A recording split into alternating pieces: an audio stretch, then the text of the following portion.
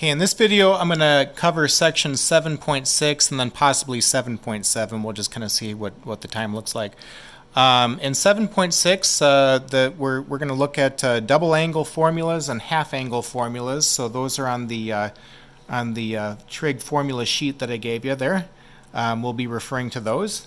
And all right, so we'll get right to it. Here's an example. Find the exact value of these three things here. If cosine theta equal 3/5 and theta is an angle in quadrant 1. Okay, so cosine of theta is adjacent over hypotenuse. The adjacent side is 3, the hypotenuse is 5. The opposite side then would be 4. 4 squared plus 3 squared is 5 squared. Okay, and so let's see, I want to find sine of 2 theta. Now the problem is that I know information about cosine theta, and I can also get information about sine theta and tangent theta. So I'd like to get rid of this double angle here and produce single angles. Then I can refer to this triangle, which is in terms of the single angle theta. Well, sine of 2 theta on that sheet is 2 sine theta cosine theta.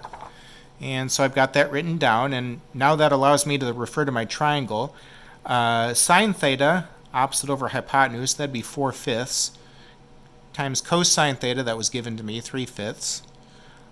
2 times 4/5 times 3/5, that'd be 24 over 25, which would be the exact value of sine of 2 theta. How about cosine 2 theta? Well, cosine 2 theta is the same as, there's a couple of options that I could use here. I decided to use this guy here since I already know cosine theta. I already know sine theta also, so it really doesn't matter. But let's use this one, 2 cosine squared theta minus 1, and I've got that written down. Cosine theta is 3/5, and so 2 times 3/5, the quantity squared, minus 1. When you simplify that, you would get negative 7 over 25. Okay, so I guess in part B, I really wouldn't need a triangle unless I were to use either of these other two formulas where I got a sine theta term. Tangent 2 theta. Well, again, let's use our double angle formula to rewrite this in terms of a single angle, theta. 2 tangent theta divided by 1 minus tangent squared theta. I've got that written down. Okay, tan theta, opposite over adjacent, that'd be 4/5. So 2 times 4/5 divided by 1 minus 4/3, excuse me. 1 minus 4/3, the quantity squared. 8/3 divided by 1 minus 16 over 9, when you square that. Okay, and then I'm going to flip the denominator there. Can simplify. Negative 9 over 3 is negative 3. 8 times negative 3 is negative 4. Divided by 7, that would be the exact answer for tangent 2 theta. There's a few problems where you're going to be solving equations. We did lots of equation solving in section 7.3. And so now that we know more about identities and simplifying and that, we're going to, they kind of introduce a little bit more of that here. Let's solve this equation for theta. Sine theta times cosine theta equal negative 1/2. Now, of course, I can't split these and set each of these terms equal to negative 1/2. You can only do that if you got 0 on one side, so that's not the way that I would want to think about beginning this problem. If we multiply both sides by 2, then 2 sine theta cosine theta allows me to use an identity here. That's the same as sine 2 theta. So sine 2 theta equal negative 1. Well, if I had sine theta equal negative 1, theta would be 3 pi over 2. Now I don't have sine theta equal negative 1. I got sine of 2 theta equal negative 1. So I'd want to set this double angle, 2 theta, equal to 3 pi over 2, and then also use the periodic factor. Any increment of 2 pi radians beyond 3 pi over 2 is going to bring me to the same radial line as it was before. Divide by 2 on both sides, and so theta would be 3 pi over 4 plus pi times k. at this point. Now k is some integer, some increment of 2 pi radians. So now if k is 0, you're just going to have theta being 3 pi over 4. That's going to be one answer. And of course, when we solve this equation here, solve on the interval 0 to 2 pi like we were doing in section 7.3. If k is 1, 3 pi over 4 plus pi would be 7 pi over 4, and that's on the interval that we were given. If k is 2, 3 pi over 4 plus 2 pi, well, 2 pi is the same as 8 pi over 4. Add that to 3 pi over 4, you get 11 pi over 4, and that is bigger than 2 pi. So anything that is 2 or bigger is going to mean that you're going to get a value of theta bigger than 2 pi. We don't want that. So it looks like 3 pi over 4 and 7 pi over 4 would be the two answers there that we'd want. Of course, we want to make sure we get all the answers. Okay. That's why it's important to use the periodic factor here.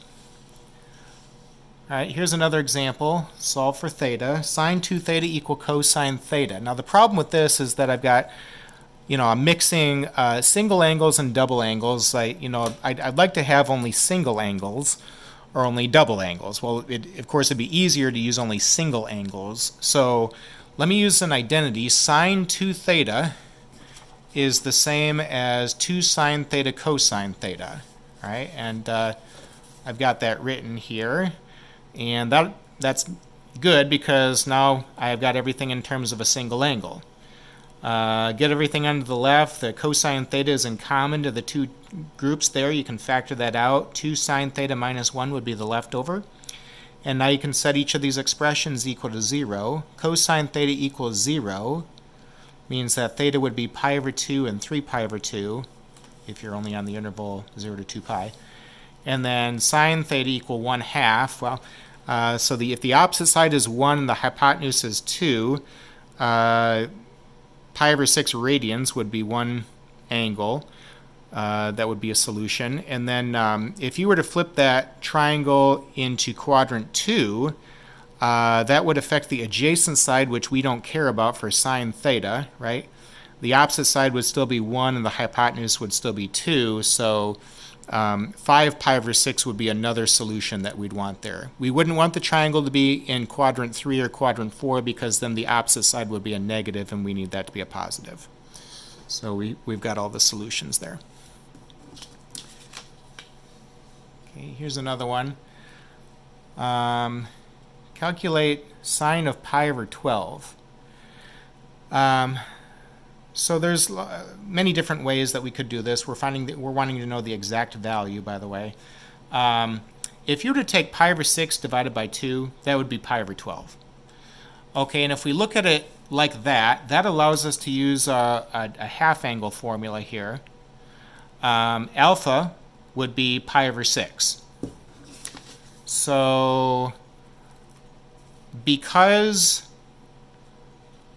alpha over 2, or pi over 12, would be in quadrant 1. I'm going to have a positive there in front of the radical. And so I'm going to want the square root of 1 minus cosine alpha over 2. Alpha is pi over 6. And cosine pi over 6, that'd be root 3 over 2.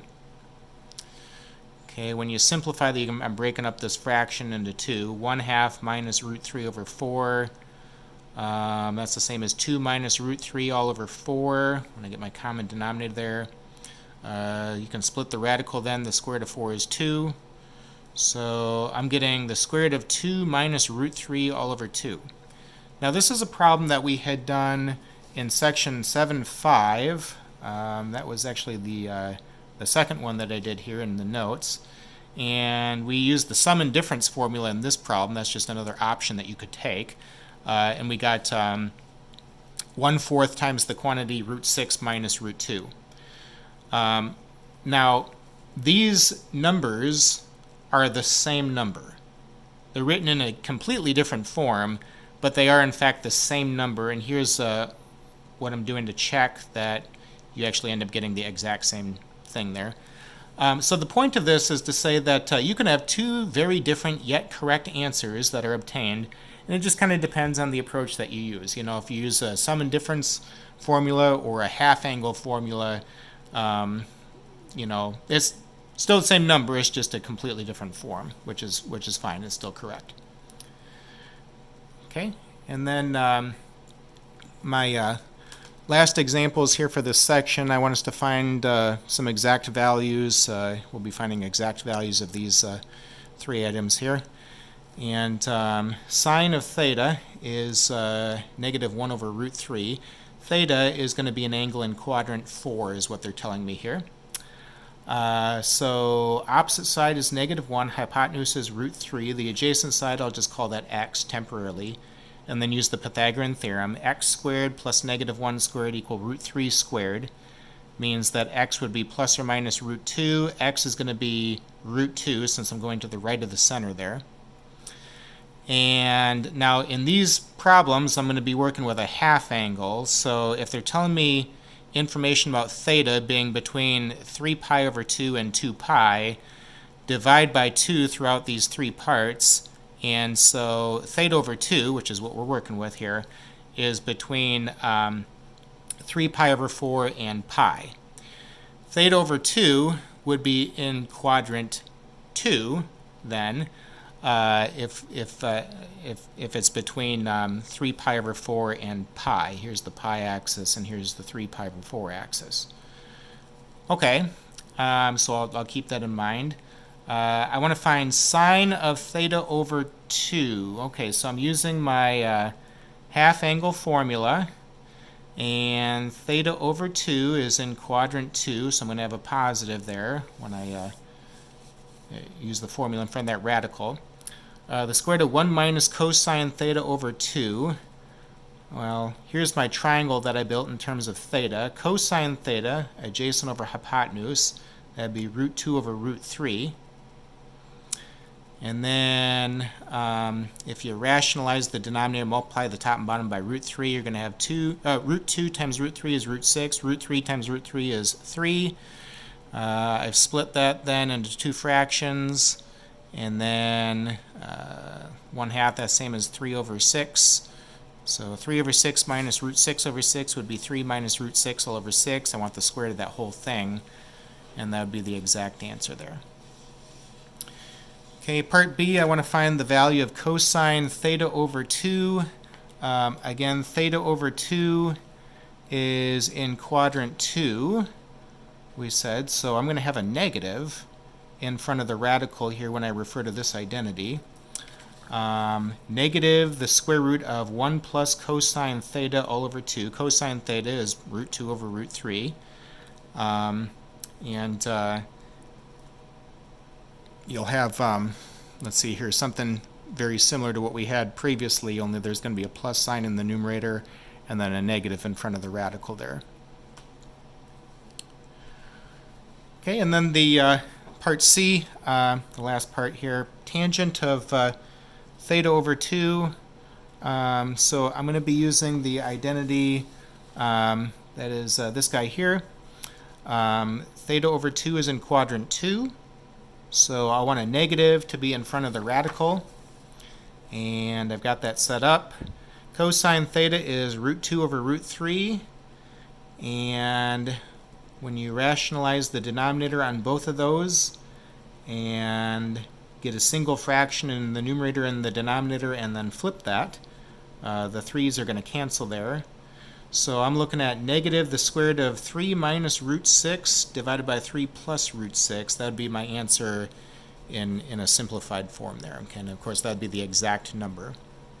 So at the moment, you know, for a lot of this we're still avoiding a calculator. You know, keep that in mind when you're doing the problems. We want no calculator on most of these, if not all of them, by the way, for the ones that I've assigned. The homework problems in this section are on page 509, so you should be able to have a go at those.